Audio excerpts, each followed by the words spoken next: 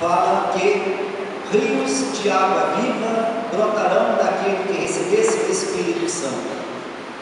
Não se trata de um rio como esses que nós temos aí espalhados pelo mundo inteiro, alguns famosos e outros não. Mas a comparação é, na ação do Espírito, a graça vai correr como um rio.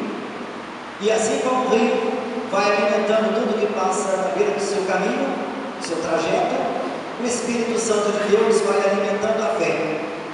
Então, que rios é esse que brota? Que água é essa que brota? É a água dos sacramentos, a começar pelo batismo e concluindo na Eucaristia.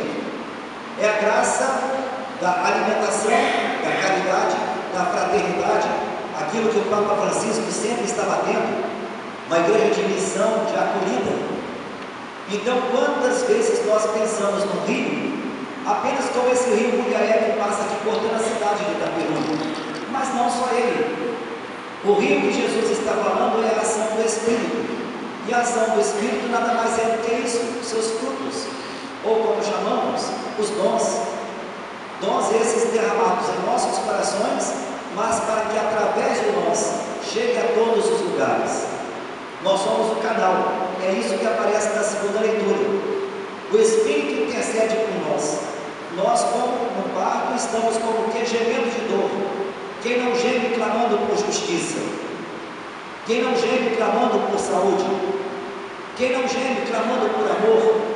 Os gemidos estão aí, mas quem vai saciar tudo isso? Somente aquele que tem Deus no coração.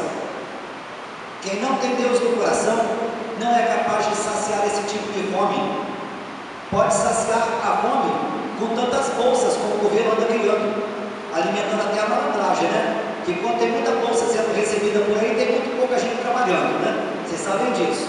Mas infelizmente é um sistema de governo, fazer o quê, né? Mas é um assistencialismo. Esse tipo de coisa não leva Deus junto. Através dessas bolsas todas, Deus não está chegando nos lares. É só ver por aí como virou bagunça de repente. Foi só proclamar que o Brasil é um país leigo, o demônio está tomando conta, já repararam? Em todas as áreas. Só não vê isso quem não percebe, quem não tem sensibilidade. Mas a leitura é clara, nós esperamos o que não vemos. As autoridades esperam em troca o quê? Votos, esperam lucros. Isso vale para as empresas, vale para tudo. Não falo só de política não, tá? Pelo amor de Deus. Mas a política empresarial, a política do ensino, a política da saúde. Então não é só política no sentido partidário, não olhemos isso aí. Mas esse ano é ano de eleições. Em quem vamos confiar essas tarefas? É hora de rezarmos, dobrar o joelho. Por isso fizemos esse cerco de Jericó, encerrando hoje na vigília de Pentecostes.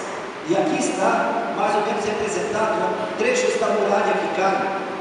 São as obras dos cristãos. É a nossa obra, o nosso testemunho que vai fazer com que caia fora aí no mundo tudo isso que nos afasta de Deus. A muralha do orgulho, a muralha da vaidade, a muralha do ciúme, do poder, da prepotência, etc. Tudo isso que não vem de Deus. É o nosso testemunho que tem que derrubar. É por nosso testemunho, por nossa vida, que Jesus quer chegar a fazer a sua obra. Então não é só Ele que faz a obra, mas Ele quer também confiar em nós essa tarefa. Aparece no versículo 27 da segunda leitura. Ele penetra o íntimo dos corações, sabendo qual é a nossa intenção, se estamos com a intenção reta ou não, para nos ajudar. Se a nossa intenção não é boa, Deus não está nem aí, não vai nem ouvir nossa prece. Mas se a nossa intenção é boa, Ele pode e Ele quer realizar maravilhas. Primeira leitura. De que a primeira leitura falou o profeta? Foi claro: sobre meus servos e servas derramarei o Espírito. Ora, se eu não sou servo do Senhor, como é que eu posso receber o Espírito? Não é verdade? O profeta deixou claro isso aí. É sobre os servos e as servas.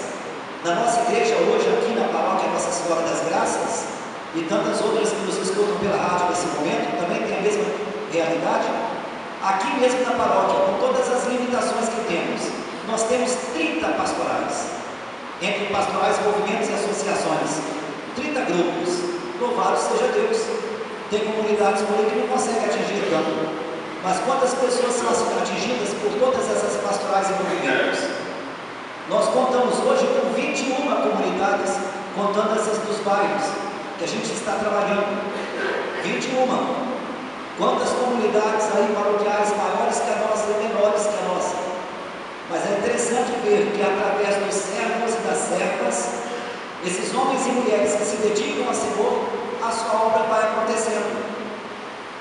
Por isso a igreja vai caminhando.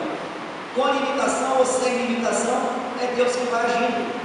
Porque tem pelo menos um pouquinho de gente que está disposta a ser serva.